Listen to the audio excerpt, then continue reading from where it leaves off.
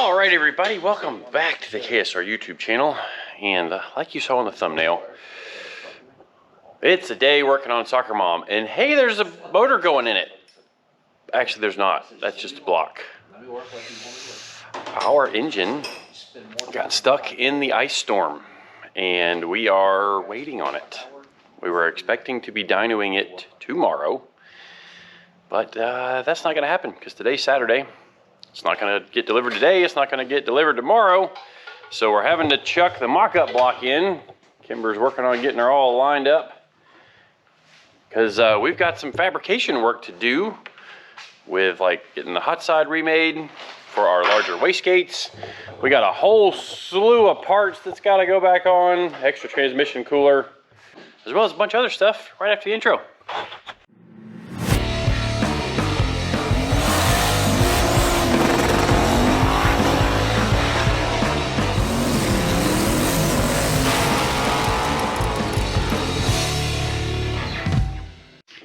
All right, so first order of business for me today is going to be installing our new wastegates. And for those of you that have done turbo stuff, you may understand why. So this is the piping for our old setup, and it was a lot smaller wastegate. When it came to our combination, I mentioned it in the last SoccerMom video, but we were starting to lose control of the boost control. So we could get it set at lower RPM like on the trans brake, but as the RPM went up, boost continued to go up with it, even with the wastegates pretty much wide open. So we were stuck running 35 PSI and up, which isn't a terrible thing, except that it's kind of just full send all the time. So we ordered up some new Turbo Smart wastegates, and as you can tell, well, let's just take this, that's the inlet. Yeah, a little bit different on the sizing there. So I did the math on the area of the valves, and one of these gates is larger than both of our old gates. Now, nothing wrong with the old gates. They're just not big enough for the power we're making and the fuel. It seems like on alcohol, you have to use a larger wastegate just because I guess there's more volume, more heat. I don't know, but that's what we're doing. So we're switching the wastegates, but to do all of that, I had to throw a mock-up block in. Kimber brought a set of heads, and we're also going to replumb our water lines, mount the radiator. I don't know, there's a huge list over there, and we got a lot of stuff to do, right, Will? Yes, sir. Lots of stuff. Lots of stuff. Lots of stuff. So, I think Will's going to be inside working on some wiring here in a little bit. Maybe me and Kimber will be out here under the hood. And we got to start checking stuff off the list because we got to go racing. Like literally a week from today, we hope to be on the way to Orlando to get in on early registration and testing on Sunday. So, wish us luck. Give us a comment down there in the comment section and maybe a thumbs up on a like. We're gonna need some encouragement on this one. So, get to a time lapse here and let's see what all we can get done.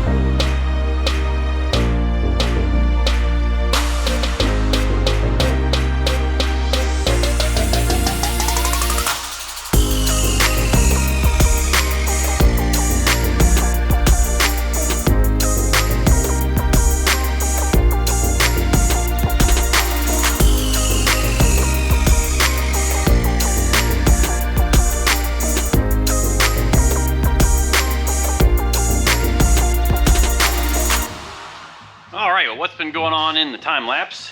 Kimber and CJ have been working on the hood fitment, because just as things have come apart and gone back together, we need to adjust some things. And we stole our original brackets that were on the car to use when we put the fiberglass trunk on the car. Will's wiring up power windows. I'm working on fitting the new wastegates. I don't know how much of that I will leave in the time lapse, but it is now pushing 2 o'clock, and I've gotten one done. That was a fight. And you might have seen this piece started, like that was a straight piece that was originally about that long. And I trimmed it back that much and ended up trimming the pipe there to fit the curved part of the pipe. And it's not ideal, but it's not terrible. Like if we think about how the air is going to be coming down and then blowing, hopefully towards the gate. And we will have some better boost control. So I don't remember the exact math, but I remember one 60mm gate was bigger than both of our 40s before. Like the surface area, or the square inches, square millimeters, however you want to calculate it. Y'all do the math. Pi r squared times 40, and then pi r squared times 60. And you can do the math for yourself. But anyways, it's time for lunch, and then I'm gonna start working on the other side, and maybe we'll get to mount the radiator today. Kimber's been working on a drive shaft loop. Now they got the hood fit too. So the hood's back on, that's a good thing. We have a hood. And then Will's almost got the power windows working. So knocking things off the list, but it always takes longer than you think it's gonna. And I mean, I think I'm a pretty good fabricator, and this thing still whooped my butt. Just had to get it to where it would fit in a certain space this way, but then also it couldn't drop down because I didn't want this to be the low point of the car, so that if by chance we do a wheelie and the car comes down kind of hard, we don't break the wastegate off the car, because that's an expensive proposition. And I don't want to do that. All right, back to work. All right, for this time lapse, I decided to do a voiceover, kind of walk you guys through a little bit of what's going on. One change you might have already noticed is I'm using a back cap. It's like a high temperature silicone back cap that I got from Tycon Industries for back purging argon into the exhaust pipe. I got one that had all of the common sizes for all of the stainless stuff that we are normally doing. And it may not show up too well here, but this is the wastegate that's kind of right at the base of the turbo for the passenger side of the engine. That's the only place it really fit. So it's a little bit different location than the driver's side. And it's really, really tight to the flange. And with it being a much larger pipe, I had the tungsten stuck out 1.5 inches outside of my cup, but used a really good gas lens and flowed a bunch of argon in there, and it welded really nice, even though it was kind of tough. All right, well, we are back at the shop the next morning, and don't remember if I showed this last night, but got the wastegates all taken care of yesterday, and that was kind of my job yesterday. It took, most of the day, between helping out with other little bits and stuff that Will and Kimber and CJ were doing yesterday. That was a good, probably six hour deal to put the wastegates on the car. And that's what it takes sometimes. Like, even when it doesn't look like, I look at it now and I look at it and I'm like, oh yeah, just a little piece of pipe sticking out, put a wastegate on it. Looks simple, that little deal there. This one was actually harder than that one, but making it fit inside the chassis and work the way we needed it to took longer than I thought it was going to. And that's just the way race cars go sometimes. But this morning, the big job is getting the radiator into the car. So we've got some brackets that we were working on last night. Basically, I have to weld the steel bracket to the chassis. Still have to make one for the other side, and then the radiator is going to sit inside of that padded cradle. And then we just have to make some anchors for the top of it that will hold the radiator down into that. So got a bunch of aluminum welding to do on the radiator. And then we'll have a radiator in the car. And we just need an engine.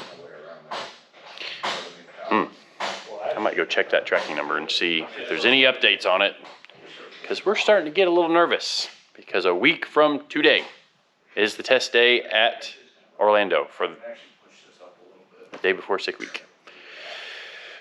All right, let's get to work and get this thing knocked out.